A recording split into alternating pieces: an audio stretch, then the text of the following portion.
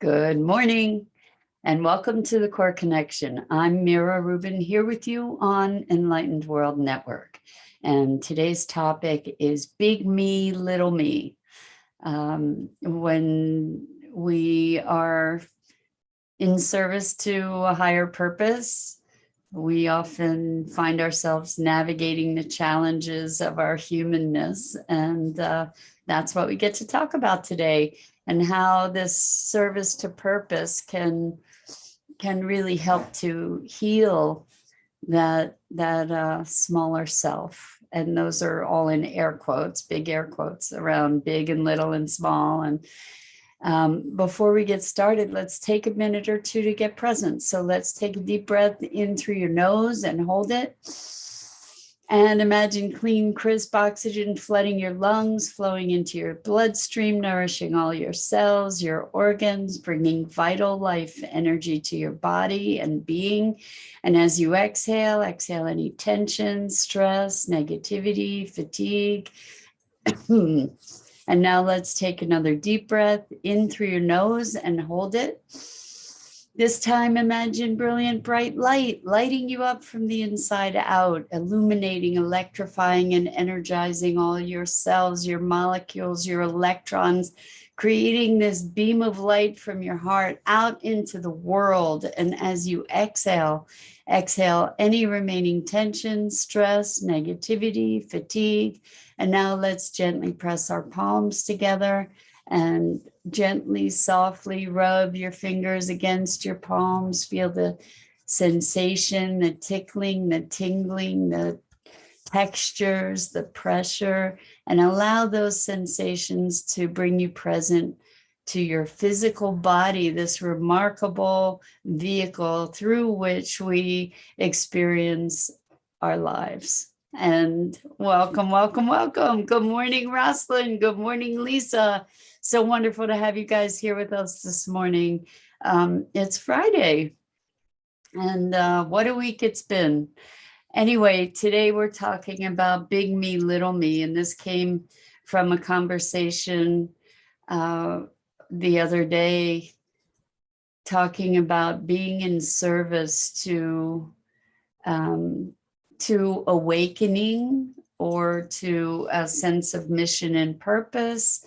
We talked earlier this week about rising to your greatness. This is in its way a continuation of that conversation, where a sense of mission and purpose allows us to transcend our limitations. And that occurs because the purpose becomes the thing that's important. And so there's a level of resiliency that emerges when in service to something greater than ourselves, that allows us to go through phases where we've embarrassed ourselves, or we felt like a failure, or we have felt incompetent, and yet to get up and dust ourselves off and continue on, because the purpose is more important than our fears or our ego or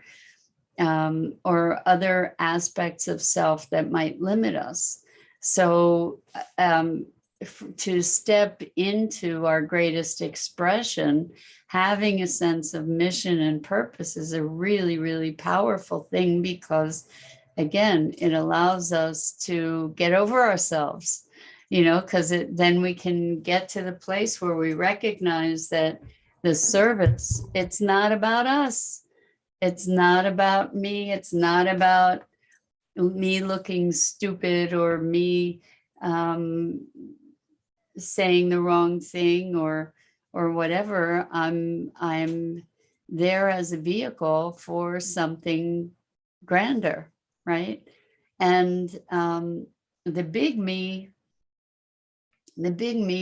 can be some part of ourselves that is in that service, that's able to rise to that. But another aspect, like a downside aspect of the big me, could be the big ego me that gets really attached to and identified with the role that I'm playing.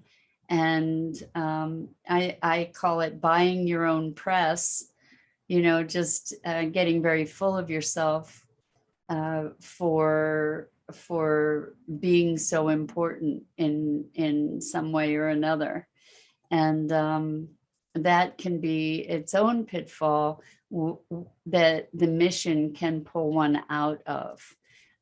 Because then if we can refocus ourselves on the purpose, the intention, the bigger picture, then the big me gets kind of put back in its place, and it gets to be a vehicle of life rather than an expression of self-importance.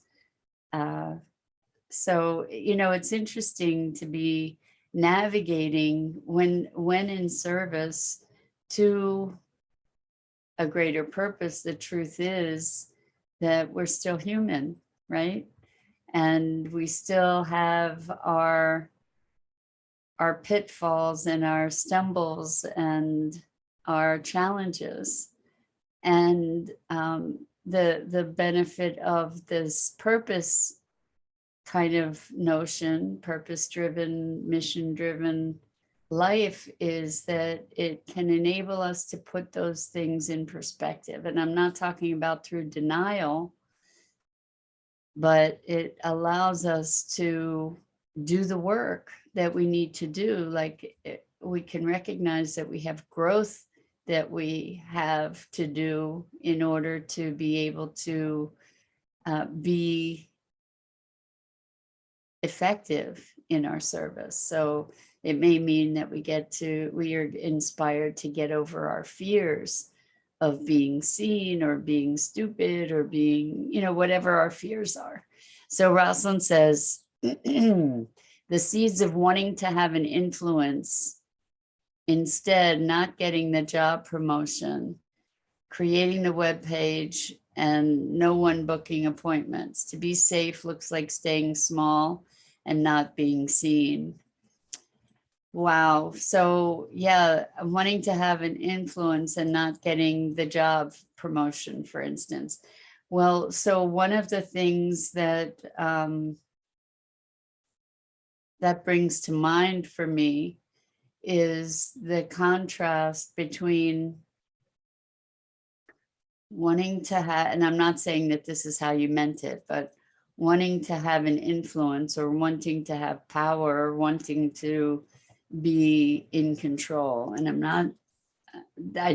not applying this to you in your case, Rosalind, in this conversation. But that's a very different motivation from wanting to make a contribution, or desiring to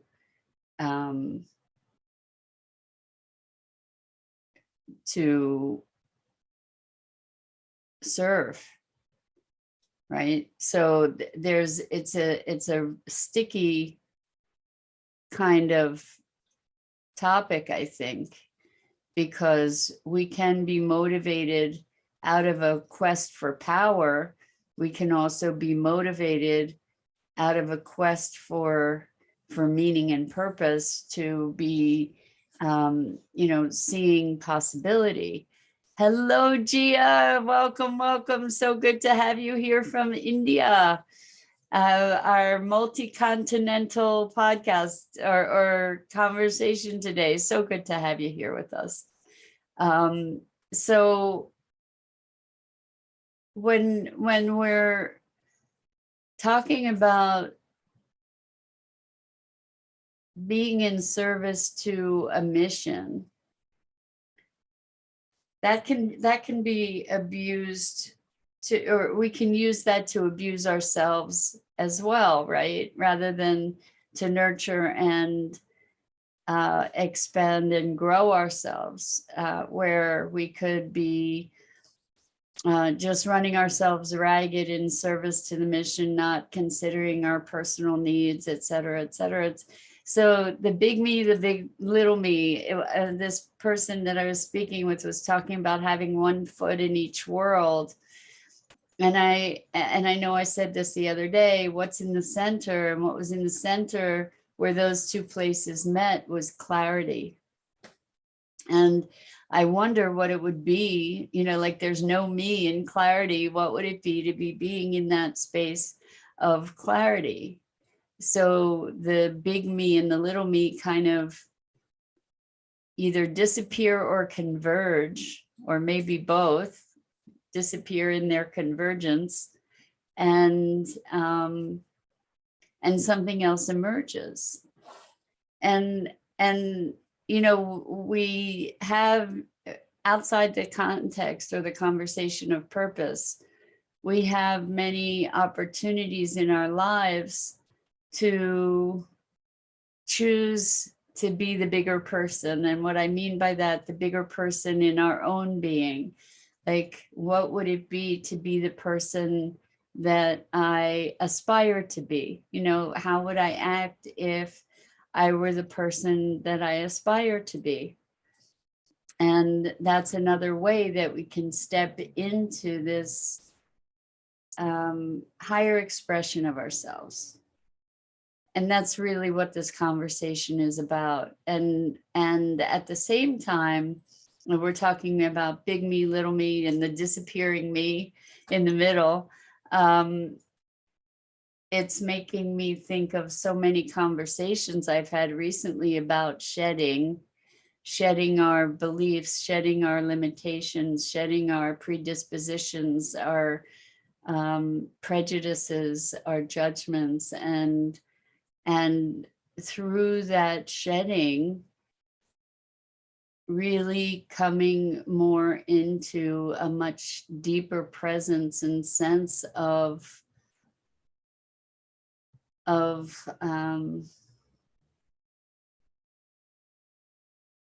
presence, which Rosalind, over the past little while, there have been a number of interjections or comments that you've made about trying to discern truth from falsehood, or to shed false ideas. And I think that if there is a possibility to have proximity to truth with a capital T, my inkling is that it resides in presence, that it is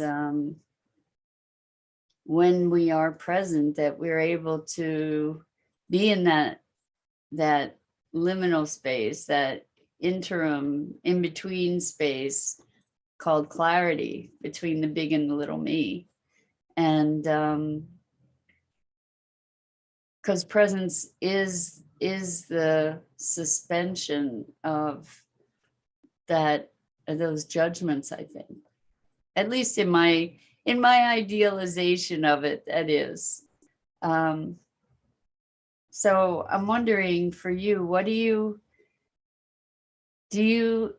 battle sometimes between the high road and the low road, we can call it? It's like, well, I'm really angry and I would like to be able to lash out. Good morning, Bernadette.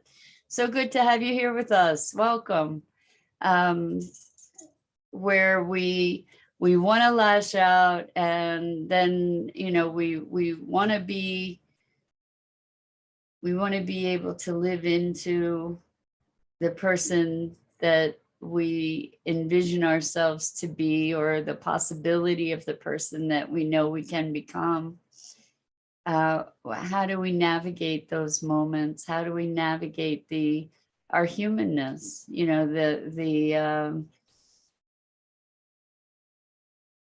The light and the dark, and the different levels of frequency, the different levels of energy that we represent, because we're all of it. We are all aspects, and there are times when anger is appropriate, and there are ways to have that anger without it having us. Same thing with hurt. It's so interesting. I had a wonderful conversation with someone yesterday talking about what had been a very, very deep trauma in the breakup of a partnership. And what they realized is that part of the pain of that breakup had to do with the degree of responsibility that they had placed upon this other person for all the goodness in the life that they had with this person. And I think this is a really, really interesting thing to be thinking about,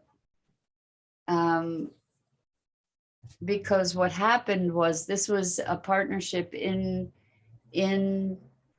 pursuit of a purpose.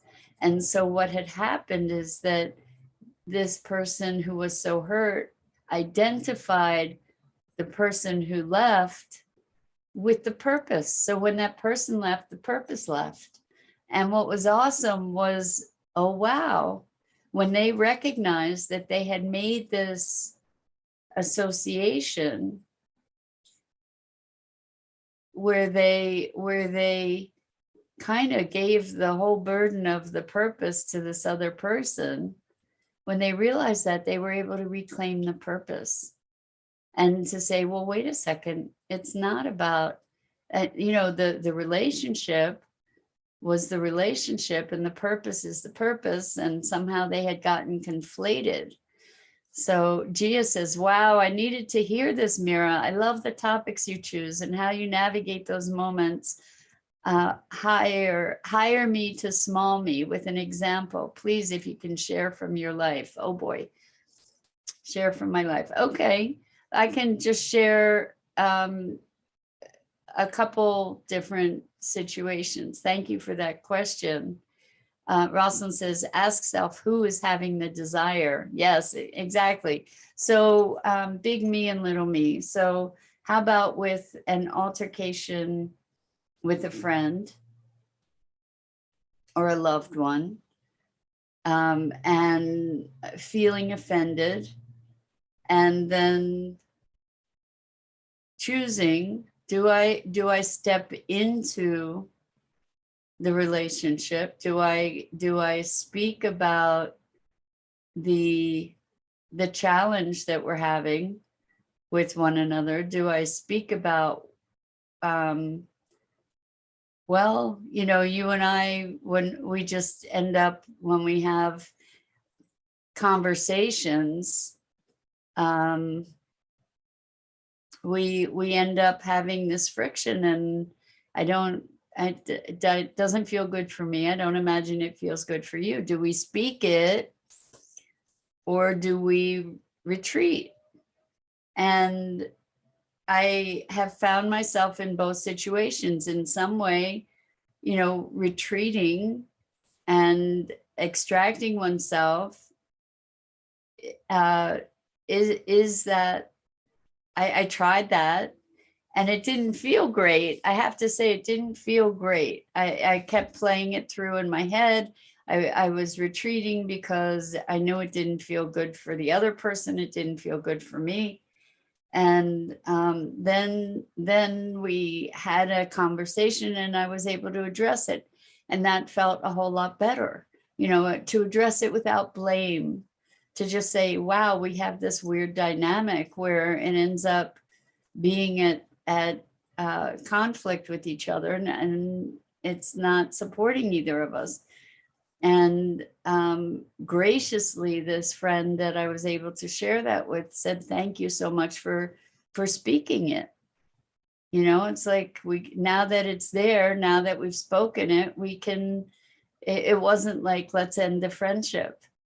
It opened a possibility for a deepening of the relationship. Gia says, I love the example you were giving from your client's life, if I heard it right. Yeah, so what happened with the client, with this relationship, this partnership that severed, the client had felt really rudderless, had felt very lost because of the conflation of these two, of the purpose and the relationship. And so when they were able to extract those two things, or, you know, to extract the purpose from the person, then they were able to rediscover their big self, which was pretty awesome. And Lisa, you bring up a great point. What if the other person isn't ready to hear it? So I've had that experience too. And it's somewhat heartbreaking. And I know that you're in the same situation.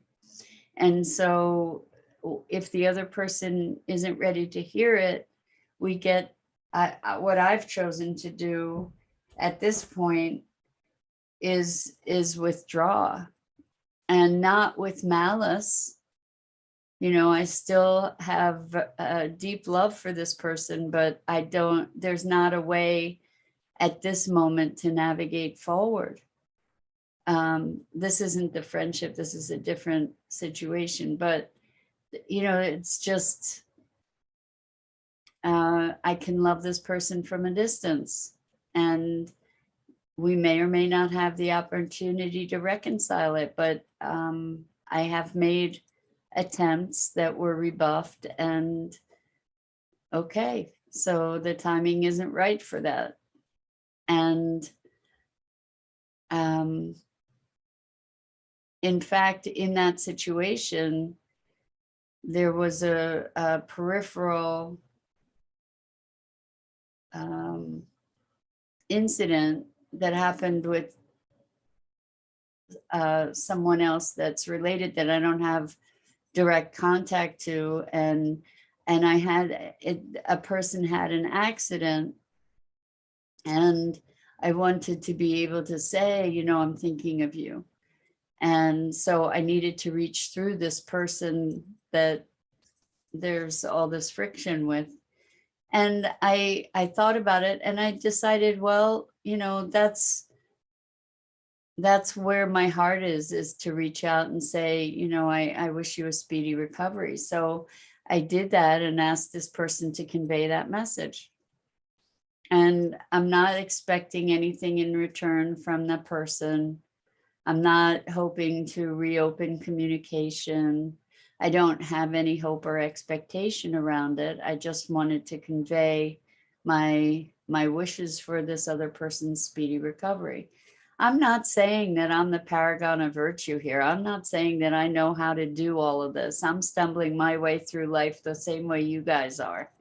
You know, we're all doing the best we can, and measuring, like, how does it feel? Does that feel appropriate? Does that feel right? Does that feel like it is the an expression of my better self? It would be different if I were withholding communication out of anger and judgment and vengeance. That's a whole different experience than saying, there's just no room for that right now. You know, there's no room for that level of communication. And there may be a moment when it feels like there's an opening, and when it feels like there's an opening, whether, regardless of what happens on the other end, then we can act into that as what feels in greatest alignment for ourselves. So the big me is hopefully the me that is caring for the well-being of the other person as well as my own. And the little me is the one that is, you know, reactive or angry, resentful, vindictive, whatever. And it's not always so clear either, because we can convince ourselves that we're coming from an elevated place when it isn't necessarily true. So we get to just keep calibrating and adjusting and paying attention and being open to new possibility, which is really challenging, you know, to close the door but leave a window open, for example.